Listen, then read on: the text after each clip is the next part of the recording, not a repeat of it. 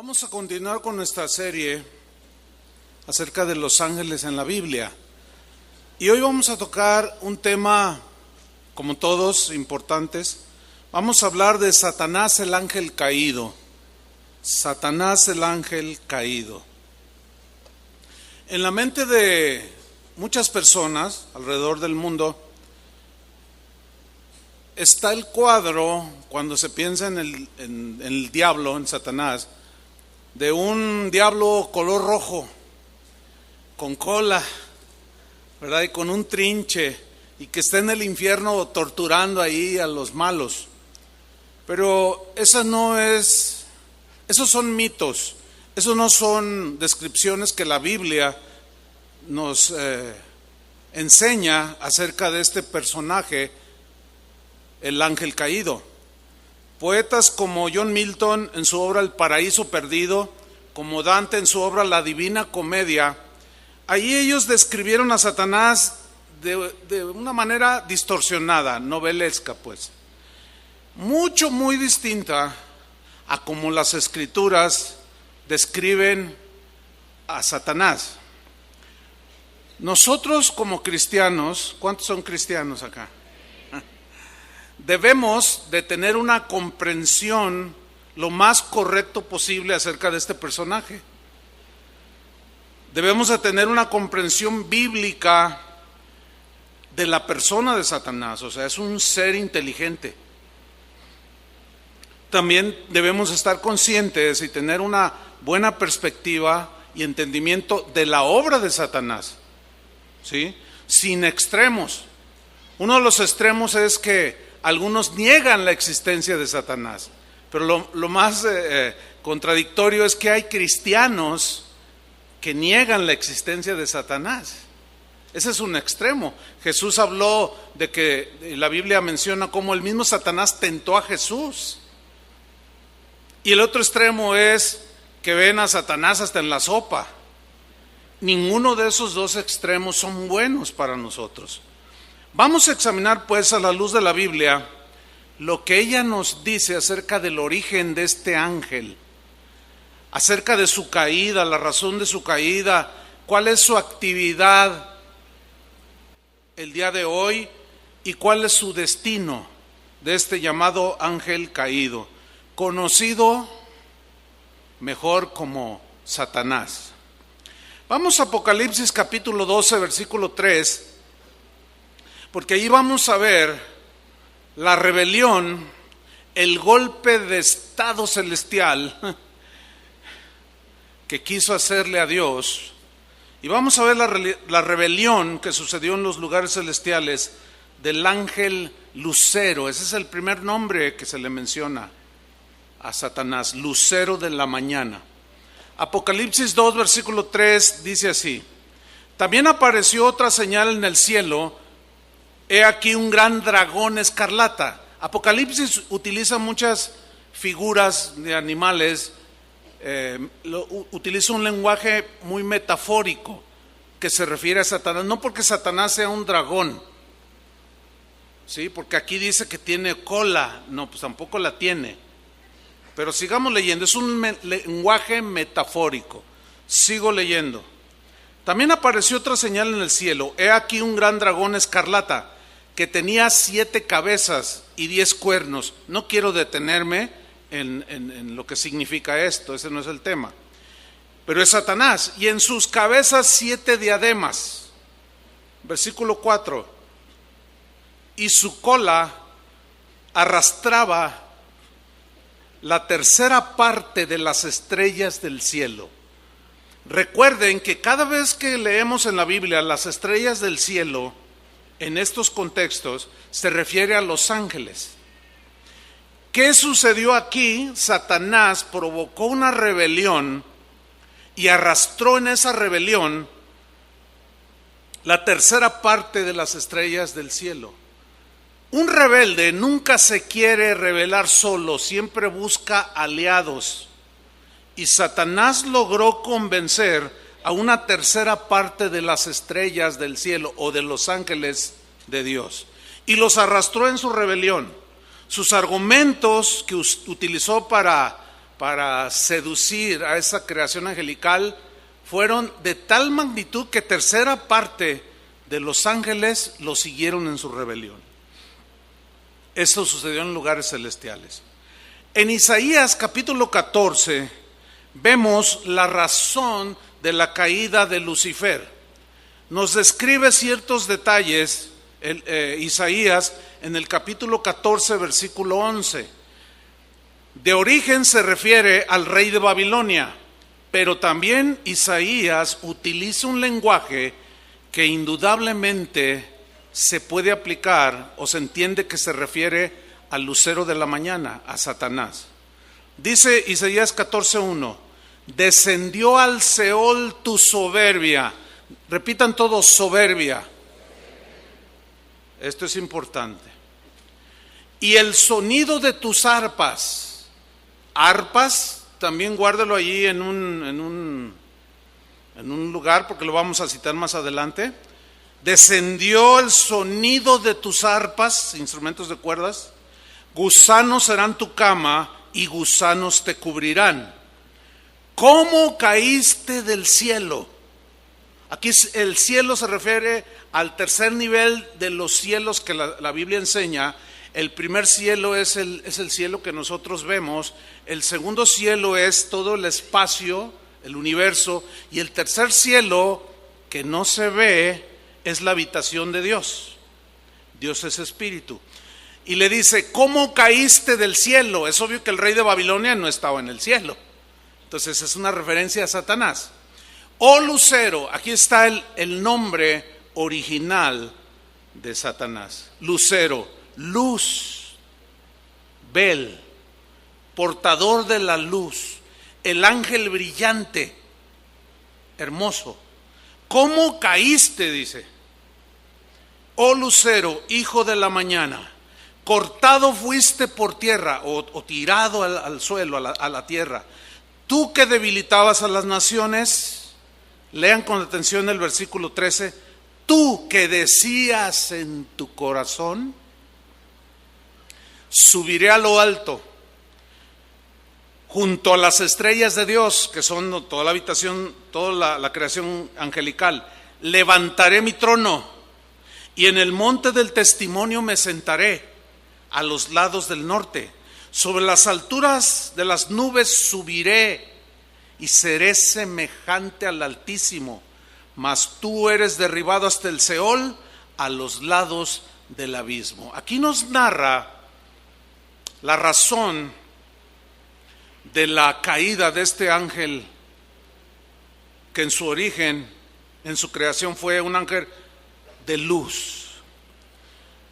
La soberbia fue el pecado que hizo caer a Satanás.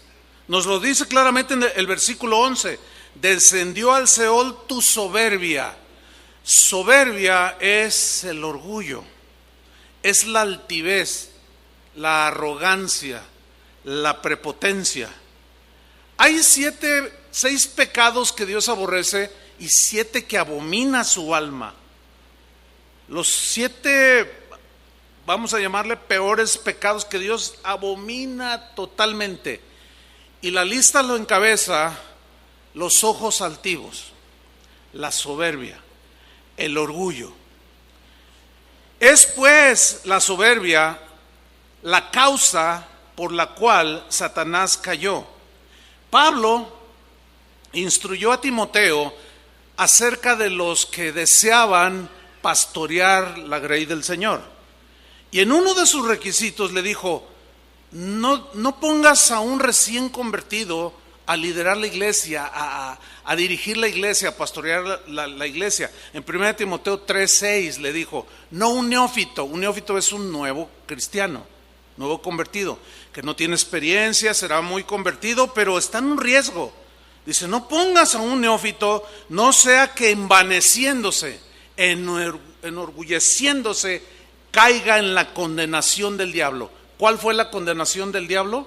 Dios lo expulsó de su presencia.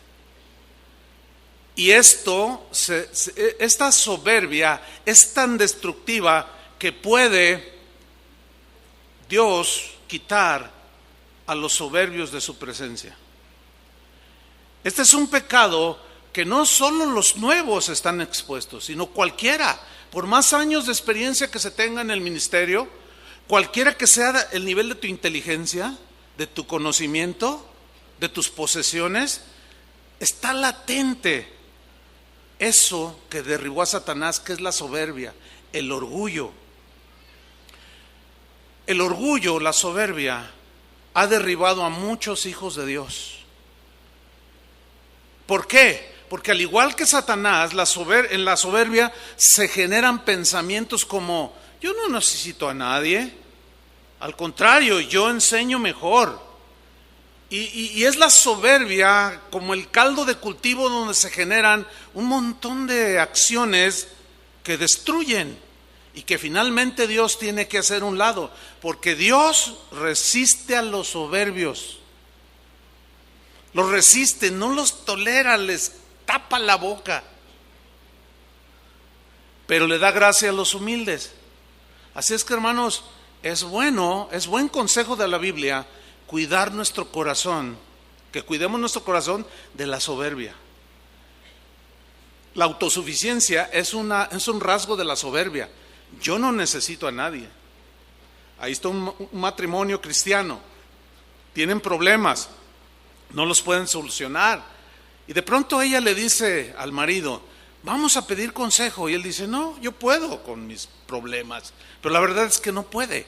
Pero el orgullo, la soberbia, no le permite avanzar, se siente autosuficiente, y eso tarde o temprano te pone zancadilla y te derriba al suelo, tal y como el ángel caído fue desechado de la presencia de Dios.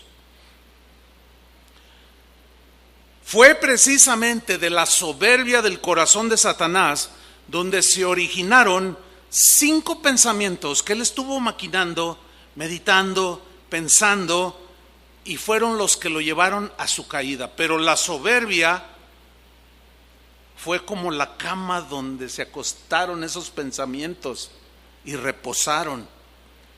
El primer pensamiento es: subiré al cielo. Así dijo: subiré al cielo. El verbo subir en hebreo significa codiciar un lugar más alto de autoridad. Ahora, ¿cuál es el lugar más alto de autoridad? ¿O cuál era el lugar más alto de autoridad en el cielo? El lugar de Dios. Lo que está diciendo Satanás, o lucero de la mañana, es: yo quiero el lugar que tiene Dios. Eso es lo que en otras palabras estaba diciendo. ¿Cuántos problemas se han generado en las iglesias? Porque el cristiano le abre el corazón a la soberbia y comienzan con situaciones de que: yo quiero ser el pastor de esta congregación porque el que tenemos no me gusta, no enseña bien, pero si yo enseño, entonces bien que se darían cuenta lo que es predicar la palabra de Dios. Y comienzan a generar pensamientos. ¿Para qué? Para tomar el lugar de posesión, de autoridad que Dios le dio a una persona.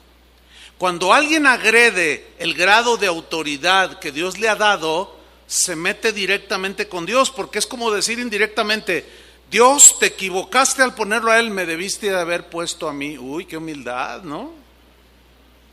Entonces él dijo: subiré al cielo, en lo alto, junto a las estrellas de Dios. O sea, en otras palabras, gobernaré sobre toda la creación. Y el único digno de gobernar toda la creación es el Creador.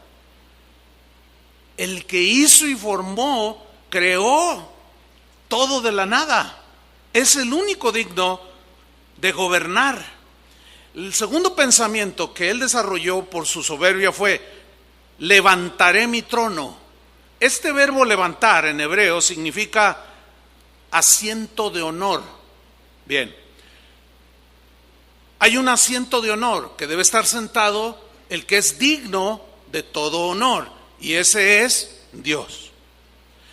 Satanás empezó a codiciar el asiento de Dios, el asiento de honor, el lugar de honor. Jesús les enseñó a sus discípulos: ustedes no sean como los que están buscando aplausos, como los fariseos, que aman los asientos en las sinagogas, los primeros asientos, en las reuniones los primeros asientos, les gusta ser vistos por los hombres, son soberbios, orgullosos. Ustedes no, ustedes sean humildes, no anhelen más allá de aquello que Dios les ha dado, en posesión y en posición. Entonces la soberbia de Satanás fue: subiré a lo alto, me sentaré en el asiento de honor. Dice la tercera frase que él dijo: me sentaré. Esta frase tiene la idea, el sentido de permanecer sentado eternamente en ese asiento de honor. O sea, en otras palabras, ponerse en el lugar de Dios. ¿Cómo Dios va a tolerar semejante rebelión? Imposible. Porque todos somos seres creados. Sin embargo, la soberbia te llega a hacer pensar cosas totalmente irracionales. La cuarta palabra se repite cuando dice subiré, otra vez codiciando el grado más alto de autoridad. Y seré, dijo el quinto pensamiento, seré semejante al Altísimo, seré igual. No lo puedo desaparecer a Dios, pero quiero ser y voy a ser igual a Dios. Esas fueron las razones de la caída de Satanás. Y muchas veces la soberbia ha dividido hogares, iglesias, gobiernos. Hay presidentes muy soberbios. No es necesario que digan nombres, pues se ven en la televisión con sus y ninguno como yo, y fuera de mí no hay otro. Y dices, híjole, pobres gobernados. En Ezequiel capítulo 28, esas fueron la razón de la caída de Satanás. Ahora vamos a ver algo sobre su creación, es muy interesante.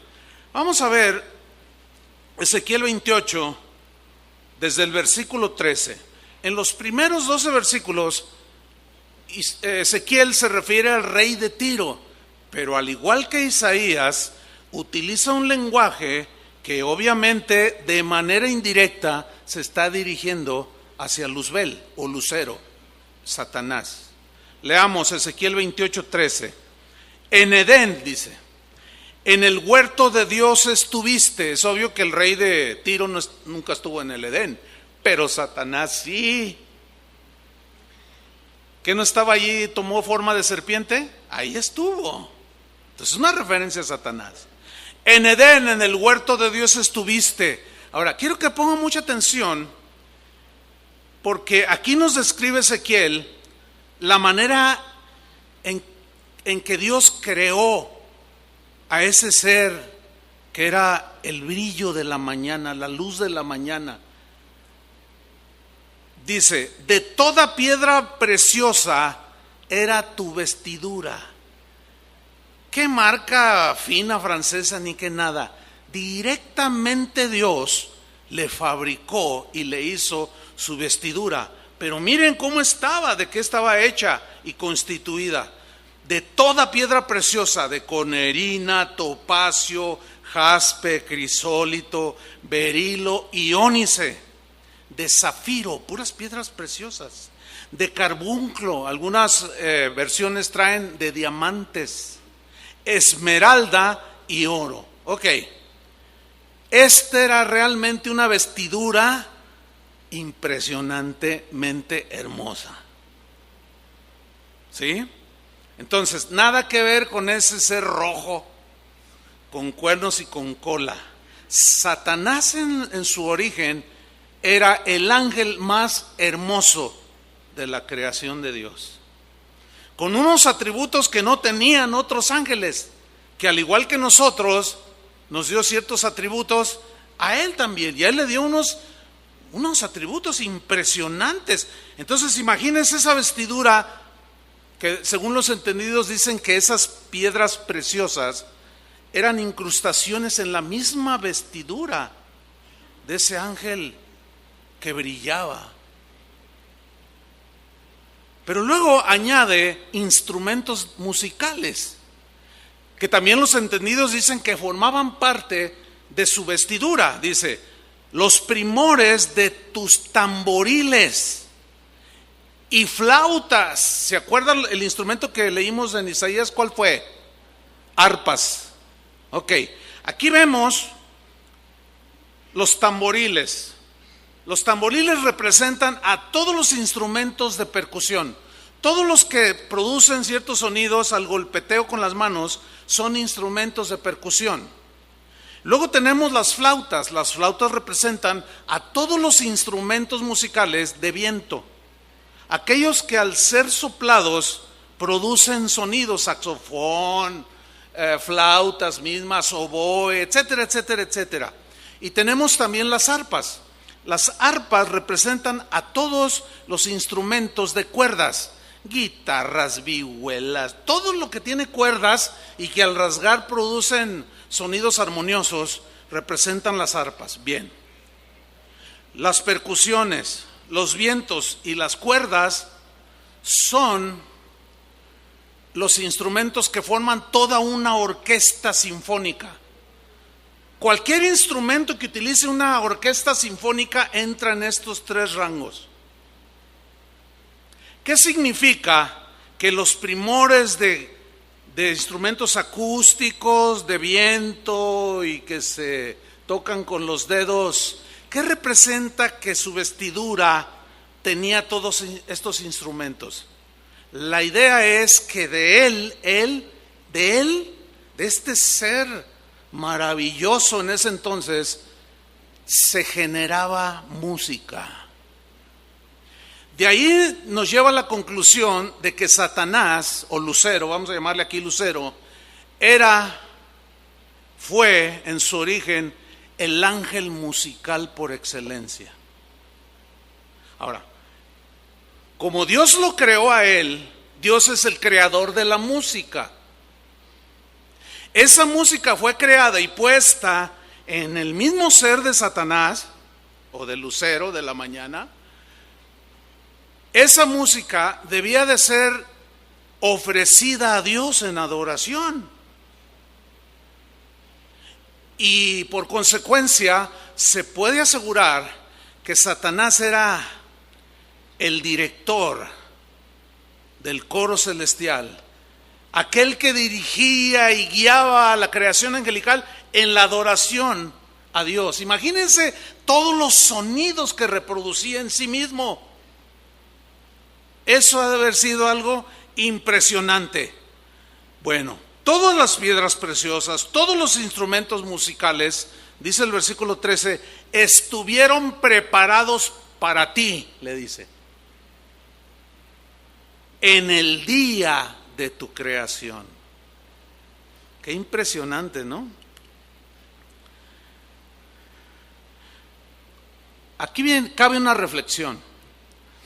¿Sabe usted qué es lo que mueve las mentes de la gente del mundo? Las acciones, los sentimientos de la gente del mundo. ¿Alguien me puede decir qué es lo que mueve al mundo? La música. La música. No hay un solo ser humano en el mundo que no le guste la música. También somos seres musicales. Y nos gustan los sonidos armoniosos. Bien. Si en su origen la música fue creada para adorar a Dios, y al haber caído en quien se generaba la música, junto con él cayó y se corrompió la música. Y no es difícil explicarlo. Basta escuchar todo lo que se canta, todo lo que se genera en las mentes y en los corazones de los músicos alrededor del mundo. Todo tiene que ver, o el 99% de su mensaje tiene que ver con inmoralidad, con adulterio, con infidelidades, con engaños, con borracheras, con drogas, con todo lo que usted quiera. Ahora, ¿en dónde se genera ese tipo de música? En la gente que está gobernada por el ángel caído. Él es el que les inspira todo lo que tiene que ver con esa música corrupta a nivel moral y de todo lo que usted quiera. Pero esa música está totalmente corrompida. Ahora bien, ahí es donde los músicos de Dios tienen que tener bien entendido, para que su corazón sea inspirado por el Espíritu Santo para generar música, no que le cante a la gente. Cuando esto es típico de cantantes cristianos: hermano, estoy aquí, me invitaron a cantar, le voy a cantar una alabanza, ojalá le guste. Si no es para nosotros. Y todavía peor, se ha corrompido de tal manera que hoy, bueno, en los últimos años, se ha generado el hacer conciertos donde usted tiene que pagar una entrada para escuchar que el otro le cante, supuestamente alabanzas a Dios. Pero lo que está sucediendo ahí en realidad es que usted está pagando por ir a ver cantar a alguien a quien Dios le dio un don para que le diera gloria, y está traficando con ese don. Lo está usando en provecho suyo.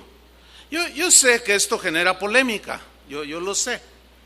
Nací una noche, pero no nací anoche. Yo sé que genera polémica, sé que hay un montón de pretextos. No, pero hay que recuperar el costo del edificio, la renta del sonido. Mire, ponga el pretexto que se ponga. La música de Dios no debe propiciar corrupción. Porque como dicen los proverbios, ¿verdad? Tanto peca, ¿quién? El que mata a la vaca como el que le agarra la pata. Usted dice: no, yo nada más voy, yo pago mi entrada, 500 pesos.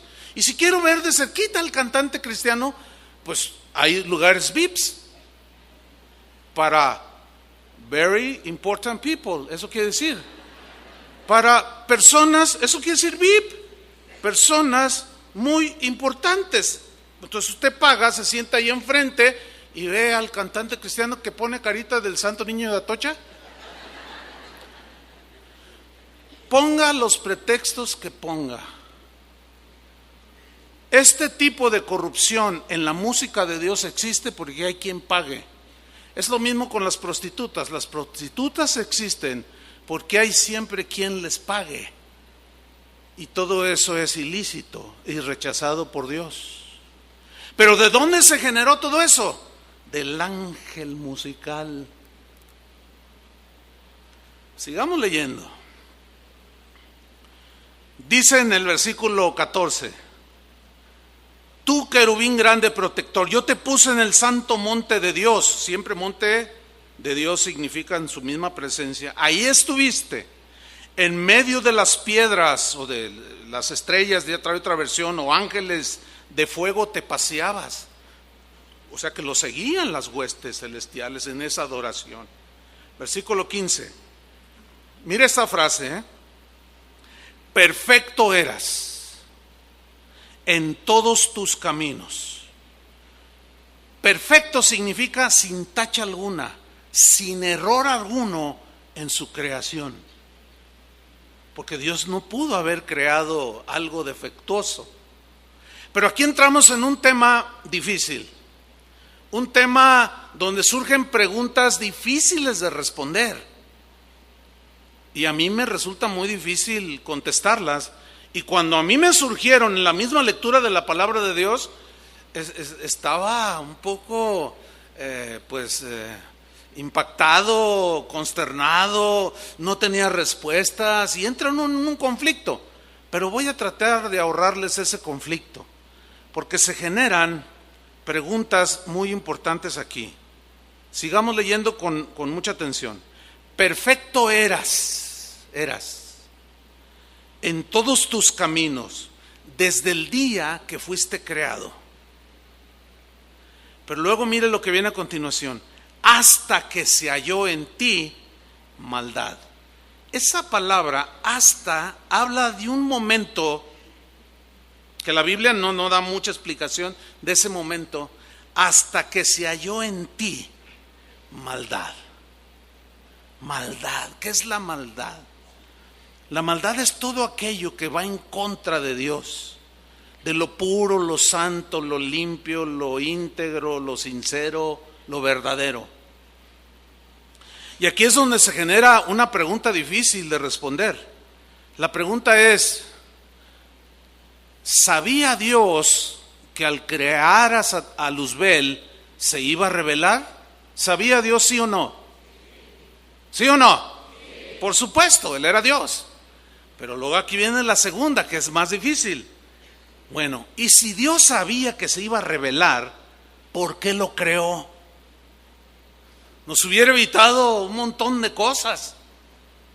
No lo hubiera creado, nos hubiera hecho y nosotros andaríamos con las arpitas, comiendo mucha fruta en el Edén. ¿Por qué, sabiendo Dios que lo que iba a suceder, por qué aún así lo hizo? Hay una explicación que quizá llene su expectativa, quizás no lo sé. Pero Pablo hablaba de, ahorita se las doy esa explicación. Pablo a los tesalonicenses les dijo que estaba en acción el misterio de la iniquidad. La iniquidad, el origen de la maldad, es un misterio. Sin embargo, en esa búsqueda del origen de la maldad, algunos teólogos sinceros y algunos creyentes aún en la actualidad aseguran y dicen que fue Dios el creador de la maldad.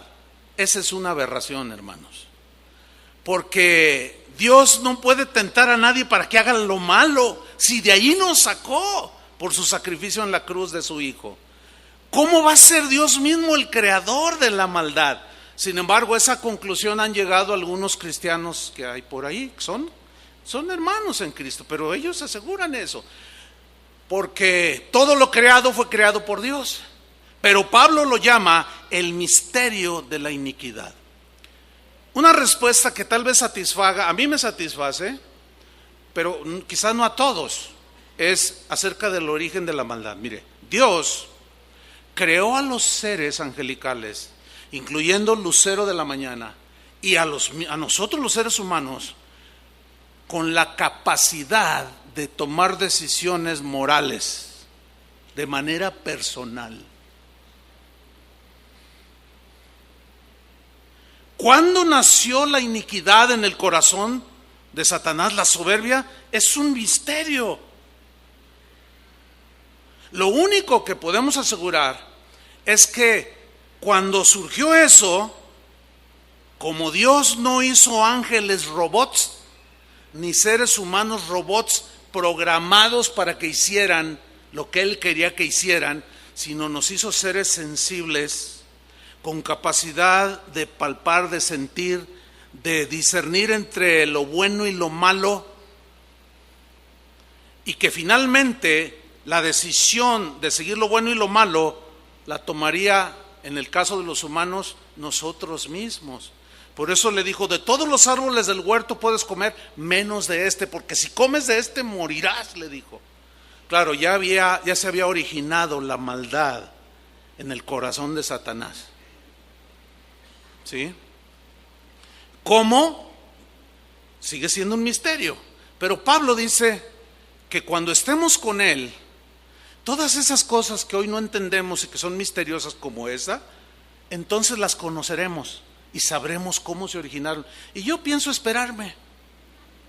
Tampoco me quita el sueño saber el origen de la maldad. Lo único que nadie tú puedes debatir lo que yo acabo de decir, pero no puedes debatir que la maldad es real. Hay alguien que puede decir, no, la maldad está en la mente. No, son imaginaciones. No hay nadie aquí ni en el mundo que pueda negar la realidad de la maldad. Basta ver a nuestro alrededor. Acabo de escuchar una estadística aquí en Jalisco. El asesinato a mansalva, con dolo, donde cazan a la persona, le paga a alguien para que mate a otro, ya rebasó el porcentaje el mes de enero en relación con el 2017. Todos los días hay ejecuciones en esta ciudad. No me diga que eso es inspirado por el Espíritu Santo. La gente dice, me siento insegura de vivir en este país, en esta ciudad. ¿Por qué? Porque hay un montón de malandrines alrededor que te roban tu cartera, te roban tu celular, se meten a tu casa. No me diga que eso es bueno. Eso se llama maldad. No me diga que no es maldad el que un padre abuse sexualmente de su hija. Eso es abominable.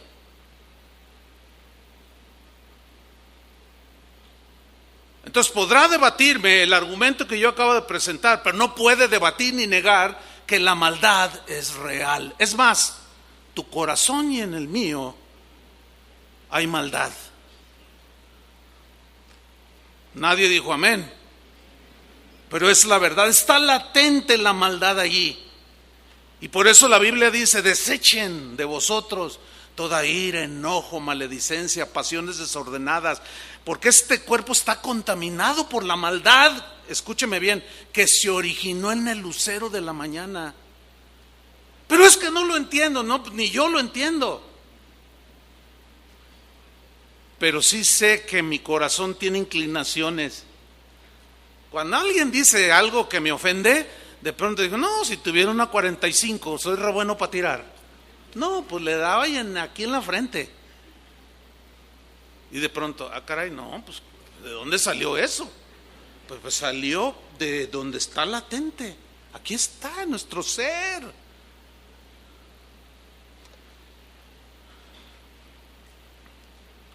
Sigo leyendo en el versículo 16, Ezequiel 28, 16. A causa de la multitud de tus contrataciones, fuiste lleno de iniquidad. Mira, aquí contrataciones se puede interpretar como que él era contratista o qué. No, el problema es la traducción. Hay versiones, quizás algunos de ustedes traigan versiones donde diga, en lugar de contrataciones dice comercio. ¿Hay alguno que trae esa? Bueno, hay algunos levantaron la mano. Mi Biblia aquí dice, a causa de la multitud de tu comercio, fuiste lleno de iniquidad. Comercio. ¿Pero qué tiene que ver el comercio? Ahí voy.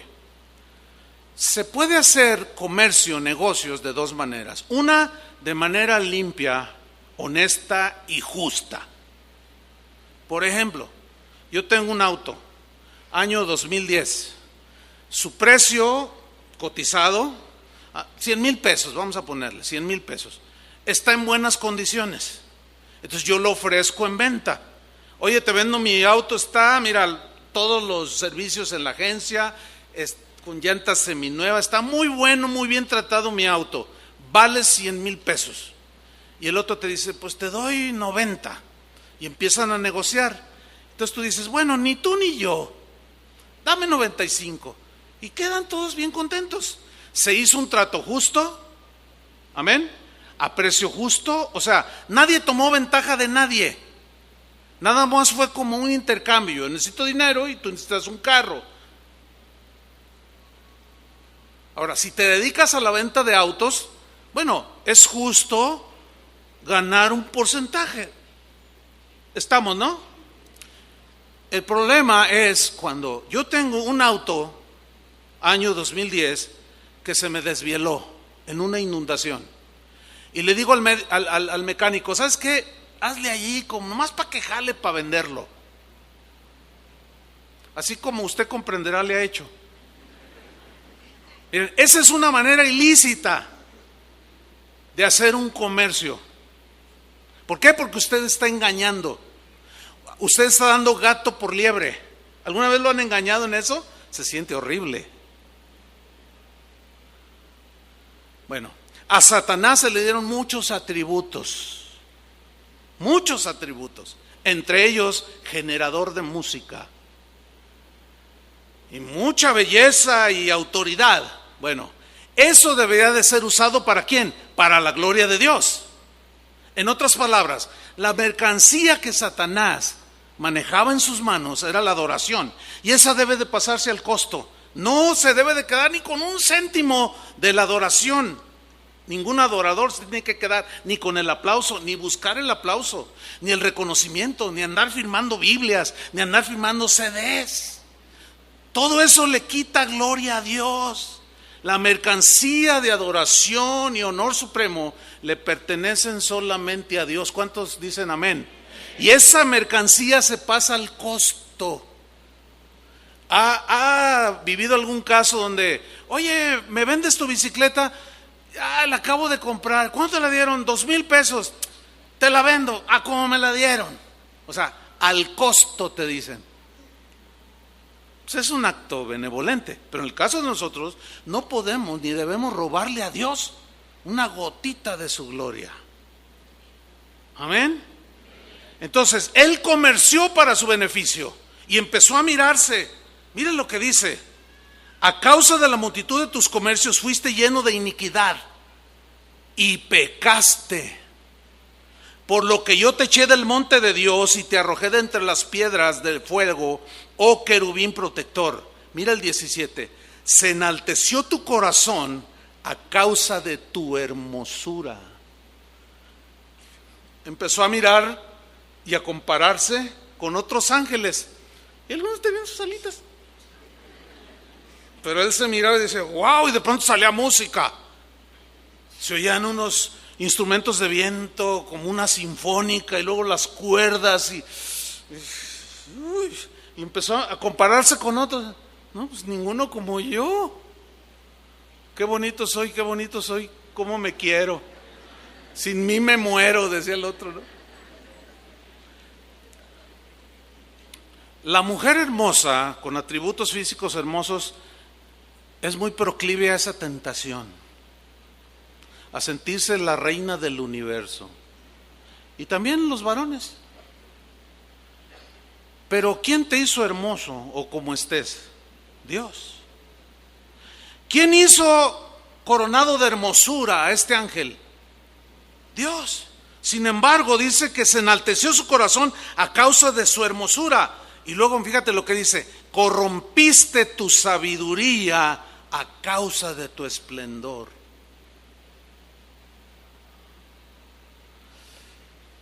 De entonces a la fecha, el misterio de iniquidad nos contaminó.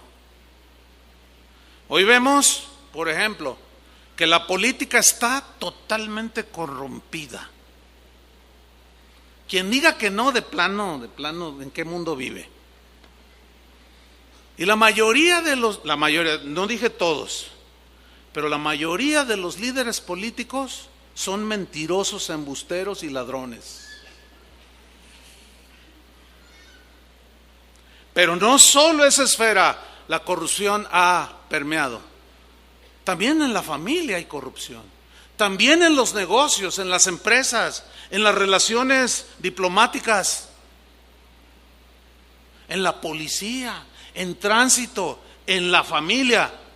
Lo más triste, en la iglesia. No porque la iglesia como organismo vivo sea corrupto, no, sino que los miembros de la iglesia de Cristo se dejan arrastrar por la corrupción, por la iniquidad que se generó en el corazón de Satanás. Por eso la Biblia al ángel caído lo menciona de distintas maneras en la Escritura.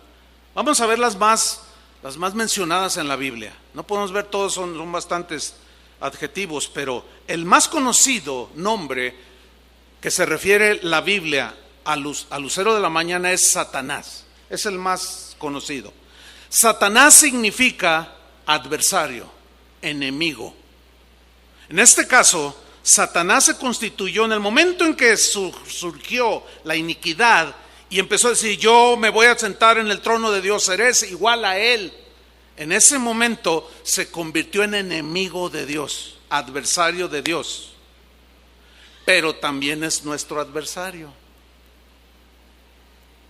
Y aquí es donde quizás esté la respuesta para algunos que comienzan sus caminos en el Señor. Porque seguramente hemos oído, yo he escuchado muchas veces lo siguiente: cristianos que inician en su vida cristiana y de pronto dicen: pastor, ore por mí, no sé qué me pasa, como que todo se me volteó, como que nada me sale. Y luego dicen: cuando yo no era cristiano todo me salía bien y ahora hasta el perro me ladra, el gato me rasguñó.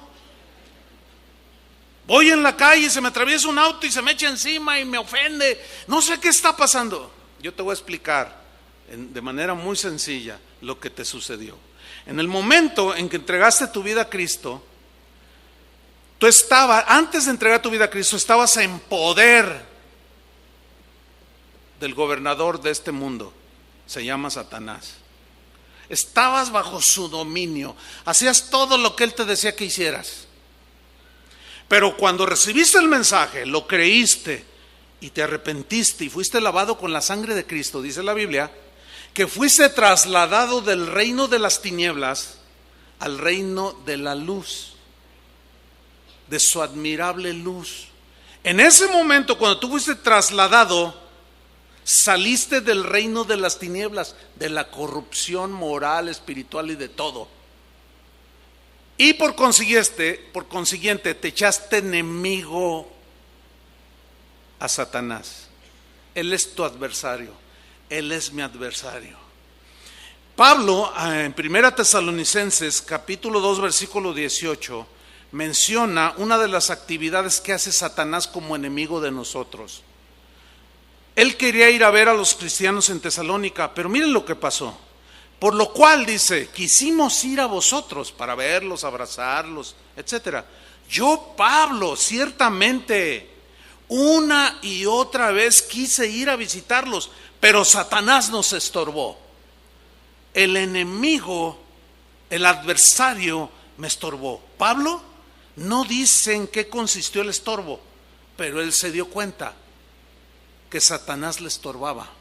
Esa es una de las actividades que Satanás sigue haciendo. Satanás te estorba para que seas mejor padre de familia. De muchas maneras lo hace y te estorba, haciéndote que inviertas tu tiempo en cosas que no te dejan ningún provecho, en lugar de estar con tus hijos, de documentarte, de venir al evento de matrimonios para que aprendas que todo se origina en casa. Y él te va a poner un montón de estorbos. De muchas maneras, pero tú te vas a dar cuenta. Igualmente estorba a algunas mujeres para que sean virtuosas. Estorba a pastores para que no cumplamos nuestra función de cuidar y de dirigir y de alimentar el rebaño. Estorba los planes de Dios o los propósitos de Dios. Jesús les dijo a sus discípulos, es necesario que yo muera. Me van a matar, les dijo. Pero voy a resucitar. Y Pedro se adelanta y le dice, Señor, en ninguna manera te acontezca esto. ¿Y qué le dijo Jesús? Quítate delante de mí, Satanás. ¿Por qué no le dijo diablo? ¿Por qué no le dijo Belcebú? ¿Por qué no le dijo serpiente antigua? Porque cada nombre describe ciertos rasgos y características. Y ahí Pedro estaba haciendo la función, instigado por Satanás, obviamente, en un pensamiento que le cruzó, que no fue inspirado, ni llegó por el Espíritu Santo, sino por el de mente perversa, que es Satanás. Y Jesús le dijo, quítate delante de mí, Satanás, porque no pones tu mira en las cosas de Dios, sino en las de los hombres. En ese momento Pedro se constituyó adversario mismo. A veces, hermanos, nosotros hacemos la función y el trabajo de Satanás. Estorbamos a nuestros hijos para que los sirvan a Dios. Estorbamos que Dios se glorifique en una reunión. Por eso es que tenemos que optimizar nosotros el tiempo. No podemos perder el tiempo. A mí me han dicho, ay, pastor, ustedes cuando se sube a predicar, luego, pues, ¿y qué querían? Que les tire un rollo de 15 minutos, de que, ay, hermanos, fíjense, ay, ayer me la pasé bien suave, ganó el Atlas. Ay, fíjense que quién sabe qué, y más suave me la pasé porque perdieron las Chivas. Imagínense que, o sea, no digo que también esté uno así, pero 15, 20, 30 minutos, no, eso sería un error. Y todo eso nos estorba, hermanos. Pablo, o la carta a los Hebreos dice que quitemos de nosotros todo lo que nos estorba. Y Satanás es experto en estorbarnos, hermano. Y hace su función. Otro nombre que se le da al lucero a la mañana es diablo. Diablo significa calumniador. ¿Qué es un calumniador? Es alguien que dice mentiras de otro. Por ejemplo, los fariseos, a quienes Jesús les dijo, su padre es el diablo, les dijo. Su padre es el calumniador. Esos fariseos calumniaban a Jesús y lo tachaban de que tenía demonio, que era un borracho, que era un comilón, que le gustaba meterse con gente inmunda, andar con ellos. Lo estaban calumniando. Ese es un calumniador, alguien que habla de supuestos defectos, a veces son ciertos, pero que los magnifica también. Y estaba yo pensando y dije, híjole, respecto a las redes sociales, y por ahí se me salió un pensamiento, no creo que vino del diablo, tampoco de Dios, digo. Estaba yo pensando, mente humana quizás, y dije, se me hace que el Facebook fue inspirado en la mente de Lucero. ¿Por qué? Porque es el lugar ideal para destruir matrimonios, porque te pones a buscar a tu novia de la secundaria.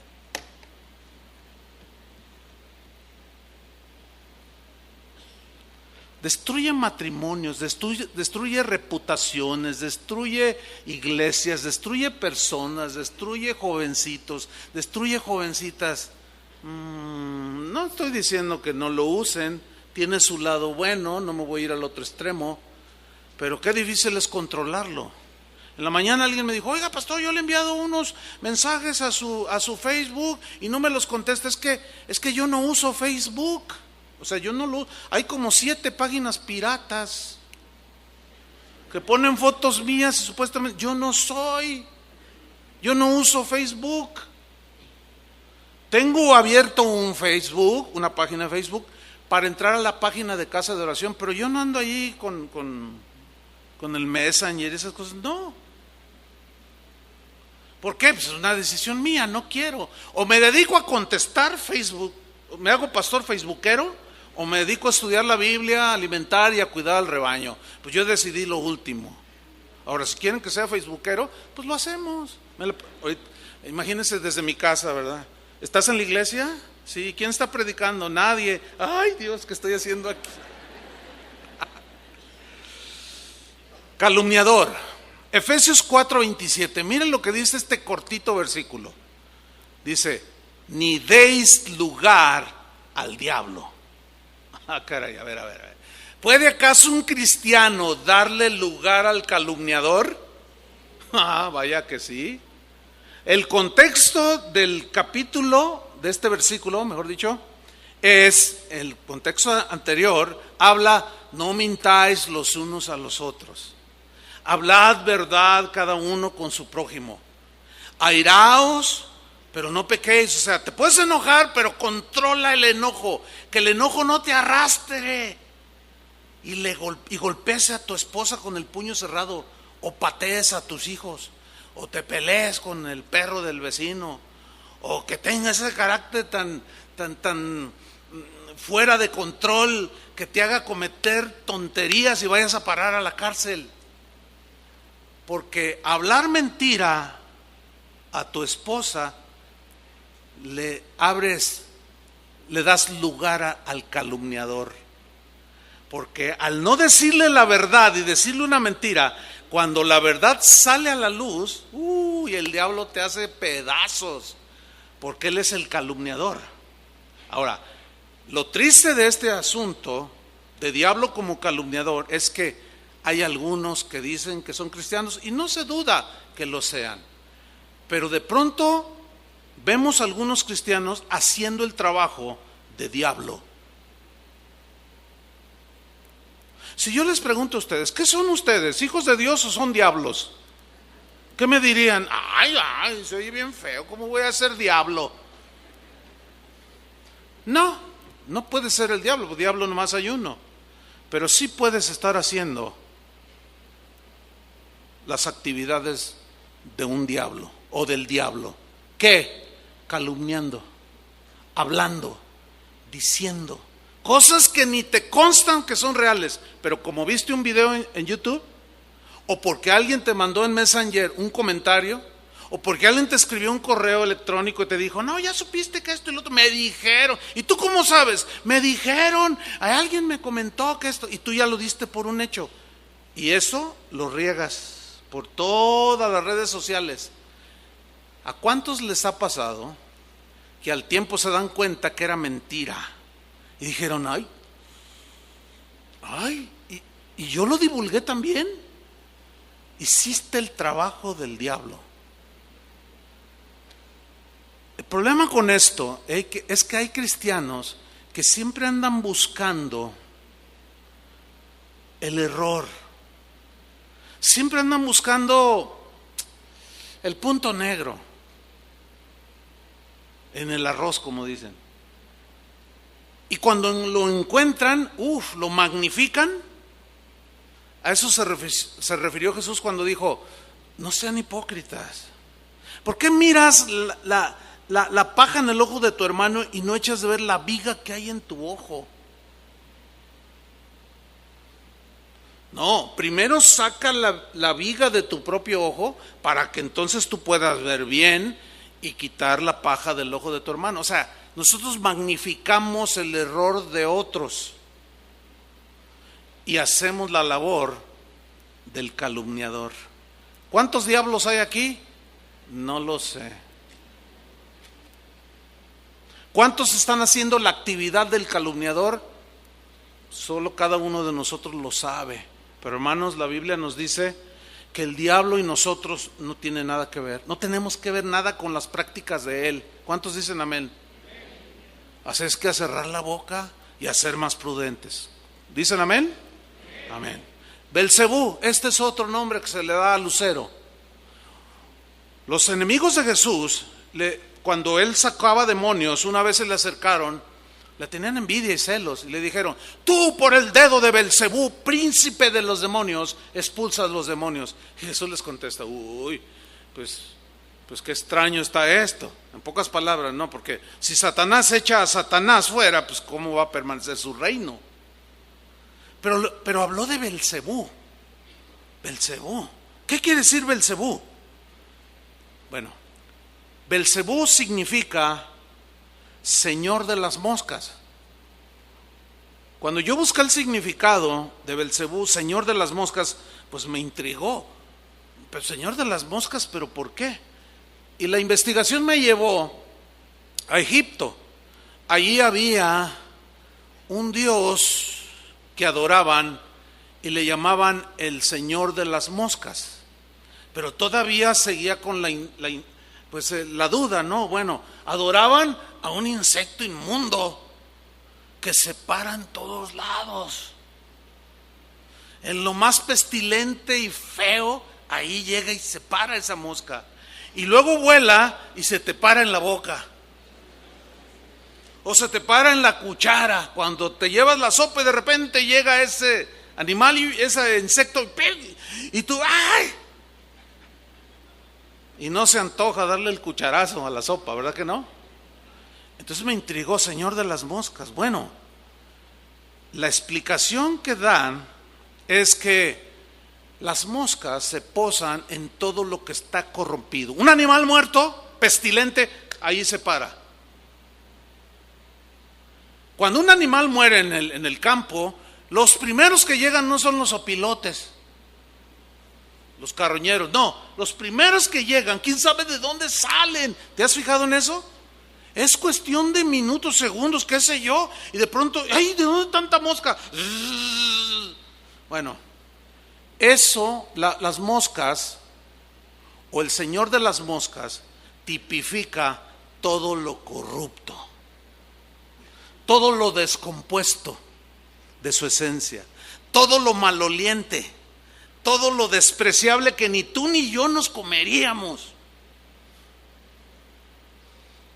Ese es Belcebú. Por consiguiente, todo aquello que espiritualmente huele mal, te desvía de la palabra de Dios, que te lleva a la muerte, y la muerte es corrupción de la carne, o sea, se descompone y huele mal. Todo tiene su origen en Belcebú. Ahora, Pablo a los corintios les dijo, cuando les explicó acerca de que el cristiano no debe tener una relación tan íntima de matrimonio, en este caso, un cristiano con un no cristiano. Y les dijo, ustedes son templos del Espíritu Santo. No concordia Cristo con Belial. ¿Han leído ese texto? ¿O qué concuerda los ídolos y el templo? Pues nada. O sea, el templo de Dios con los ídolos, nada. ¿Y qué concuerda Cristo con Belial? Nada. Belial, este es otro nombre que se le da a Lucero, pero tiene la misma raíz de Belcebú, Belial. Y Belial, así simple y llanamente, significa corrupción.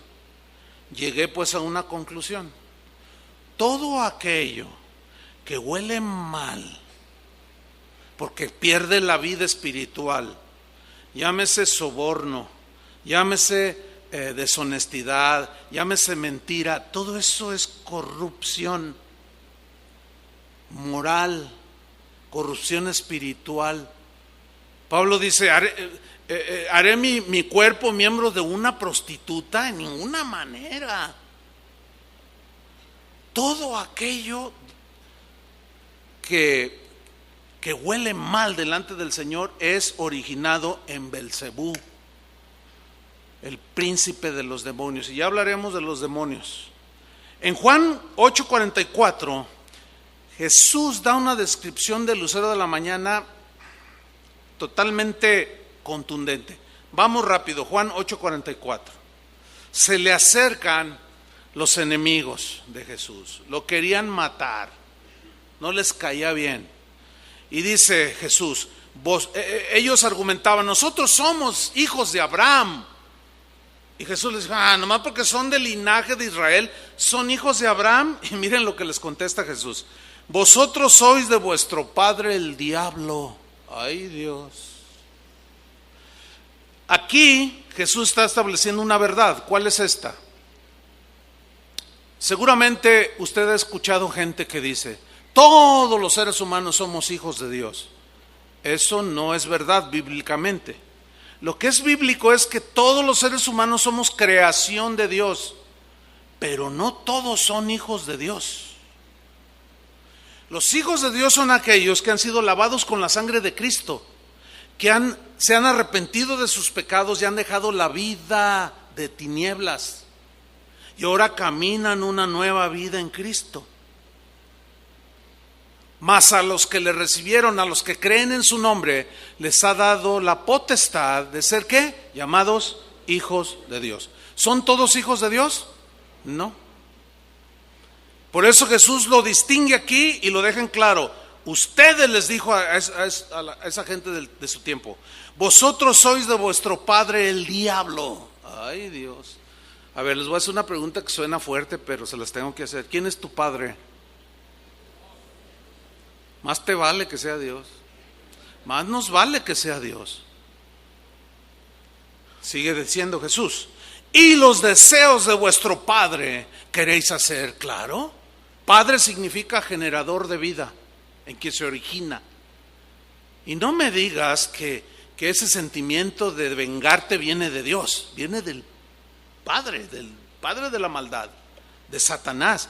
Y los deseos de vuestro padre queréis hacer. Miren lo que dice, él ha sido homicida desde el principio. ¿A qué principio se refiere? Él mató a Adán y a Eva con una mentira y sigue matando con mentiras. Y no ha permanecido en la verdad, porque no hay verdad en él. Más contundente no puede ser. Cuando habla mentira, de suyo habla.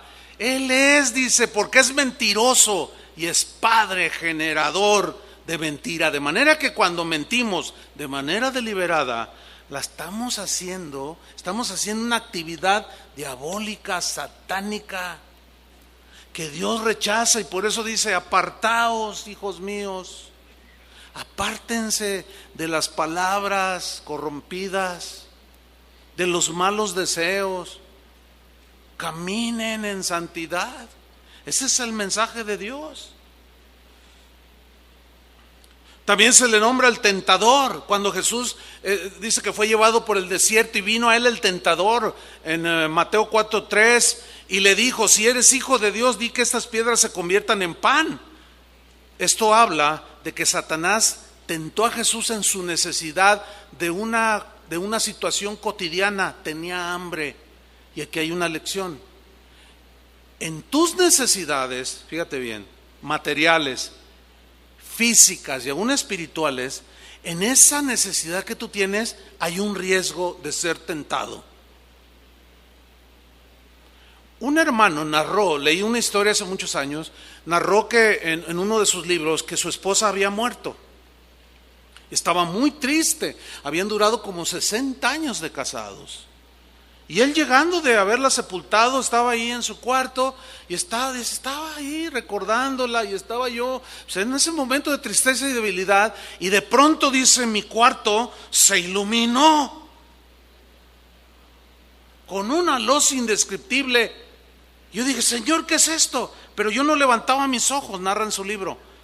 Dice: de pronto, él estaba sentado así en el borde de la cama, y dice: y enfrente de mí, mis ojos pues daban al piso, yo estaba inclinado, vi a un ser con vestiduras hermosísimas, resplandecientes, que tenía en su vestidura incrustaciones de piedras preciosas, instrumentos musicales, y se empezó a escuchar una música tan melodiosa a los oídos que de pronto dije: ay, ¿qué es esto tan celestial? Es un ángel, dice, pero cuando le vi la cara, algo le vio. Él no lo describió, pero dije, cuando vi sus ojos, dije: eres tú, Satanás. Y lo reprendió. Dice que se fue de su vista. Fue en su momento de necesidad cuando Satanás lo tentó. Pablo llama a Satanás el tentador, también le dice. Hermano, si tú tienes necesidad de una esposa, de un esposo, de un negocio, de vender una casa, de comprar una casa, de cambiarte de ciudad, tienes una necesidad, cualquiera que esta sea, ten mucho cuidado. El tentador se puede presentar y te va a tratar de engañar, como le dijo: di que esas piedras se conviertan en pan. En otra ocasión lo subió al pináculo del templo, allí mismo en ese pasaje, y le dijo: tírate al vacío, escrito está, y le cita el Salmo 90. A sus ángeles mandará cerca de ti que te guarden, lánzate, porque te va a tomar en sus brazos. Y Jesús le responde: escrito está, Satanás, no tentarás al Señor tu Dios. O sea, te va a querer insinuar en tu mente que hagas cosas que te pueden afectar, te pueden hacer llorar por muchos años, ni qué decir, quizá por el resto de tu vida. Y así hubo una tercera tentación, cuando le dice: todo esto, le mostró todo lo que ofrece el mundo. Le dijo: todo esto te doy si postrado me adoras. Mira, hermano, cuando vengan y te ofrezcan ese dinero fácil, ese trabajito fácil, mira, llévate esta maleta y fácil te vas a ganar $5,000. No digas: ay, Dios me lo mandó. Por el amor de Dios, por el amor de Dios, no seas tan simplón, no seas tan inocente. El diablo, el tentador, el mentiroso, el Belcebú corrupto, te quiere estorbar, te quiere devorar. Por eso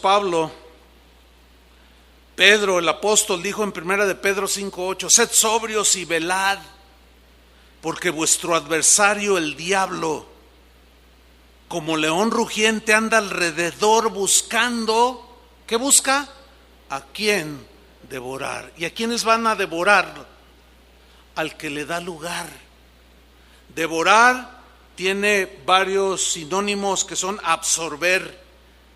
Hay gente que asistió a iglesias que han sido absorbidos totalmente por el pensamiento de Satanás. También significa ahogar, significa consumir, sorber, tragar. Es triste decirlo, pero muchos que profesaban fe en Cristo han sido tragados literalmente por Satanás. Algunos los tiene a punto de tragar. Ese es el ángel caído. Esas son sus actividades. Y por eso la Biblia nos dice, sean sobrios, significa estar alerta. Velad significa mantenerse despierto, porque Satanás no duerme, hermanos. No a todo lo que parece un bien se origina en Dios, ¿eh? No tengo tiempo para explicar más de esto, ya será en otra ocasión. Pero hermanos, pídanle al Señor discernimiento. Esto viene de ti, aunque se vea muy bonito, porque Satanás se disfraza como ángel de luz y engaña. Pablo le dijo a los corintios, me temo que como la serpiente con su astucia engañó a Eva. La serpiente, ahí está, la serpiente antigua, Satanás. Es muy astuto, sus argumentos a veces suenan muy lógicos y contundentes, pero si esos argumentos contradicen la palabra de Dios, tengamos mucho cuidado, hermanos. ¿Cuántas veces me ha sugerido en mi mente? Porque la mente es el campo de batalla de Satanás. Ahí es donde se genera todo. En la mente, en los pensamientos. Por eso Pablo decía, llevando cautivo todo pensamiento a la obediencia de Cristo, derribando argumentos. Un argumento es una idea, es un silogismo, es una filosofía. ¿Y dónde se genera todo eso? En la mente. Y si eso que se genera en la mente es nuestra propia mente carnal o instigado por la mente más corrupta que hay, que transgrede la palabra de Dios, por el amor de Dios, hermanos, no puede venir de Dios. Es la astucia de la serpiente para engañar. Terminamos con el futuro de Satanás.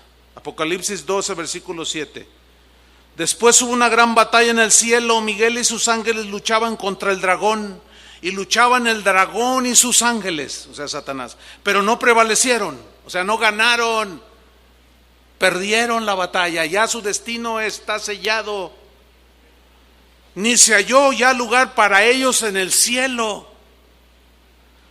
Versículo 9, y fue lanzado fuera el gran dragón, la serpiente antigua, que se llama Diablo y Satanás, por si alguno dudara que es el mismo. El cual engaña al mundo entero. Fue arrojado a la tierra y sus ángeles fueron arrojados con él. Entonces oyó una gran voz en el cielo que decía, ahora ha venido la salvación. ¿Cuántos ya tienen la salvación? Ya somos libres de la potestad de las tinieblas, hermanos. Mayor es el que está en nosotros que el que está en el mundo. Ciertamente nada ni nadie nos puede tocar. Somos protegidos por Dios mismo y por sus ángeles que permanecieron fieles. Pero no le demos lugar al diablo.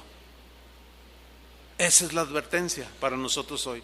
No le des lugar al ángel caído y a sus huestes. No.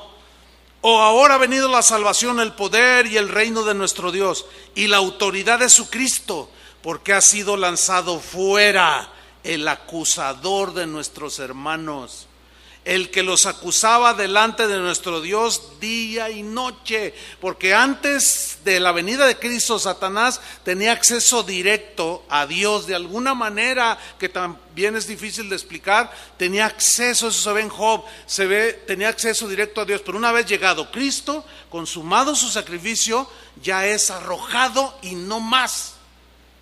Por eso Pablo decía, si Dios es por nosotros, ¿quién contra nosotros? Ninguna condenación hay para los que están en Cristo Jesús.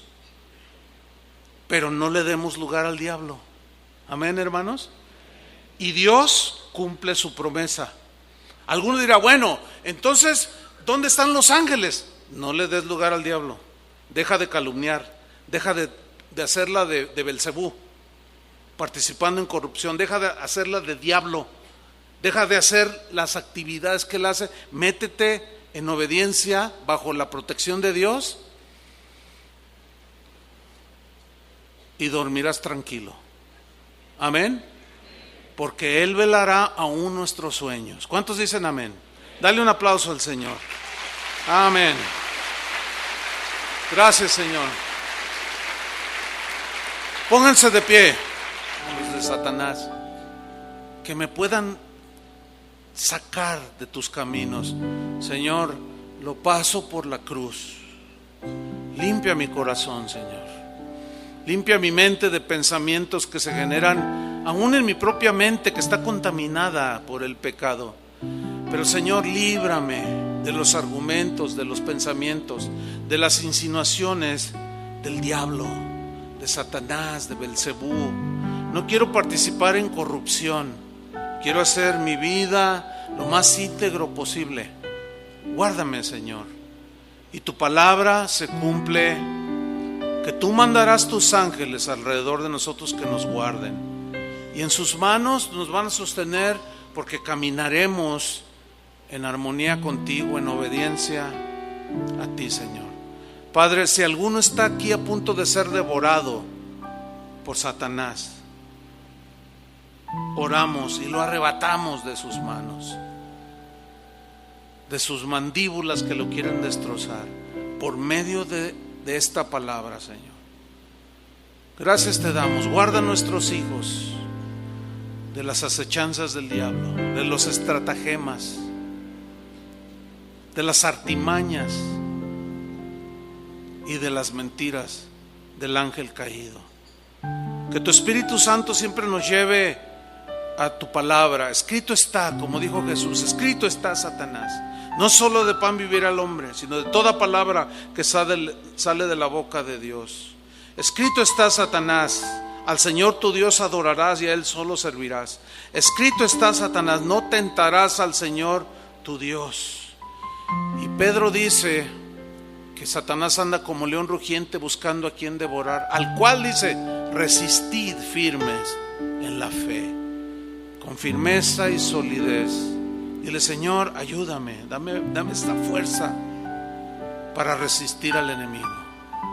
Gracias, Señor, por tu palabra que nos has enseñado en esta mañana. Para ti toda la gloria, el lugar de honor es para ti, el lugar de preeminencia es para ti. Tú eres la razón de nuestra reunión, de nuestros cantos, de nuestra celebración. Y ahora entendemos tantas cosas, Señor, por medio de esta palabra. En el nombre de Jesucristo, te agradecemos infinitamente, Señor. Amén. Que Dios los bendiga.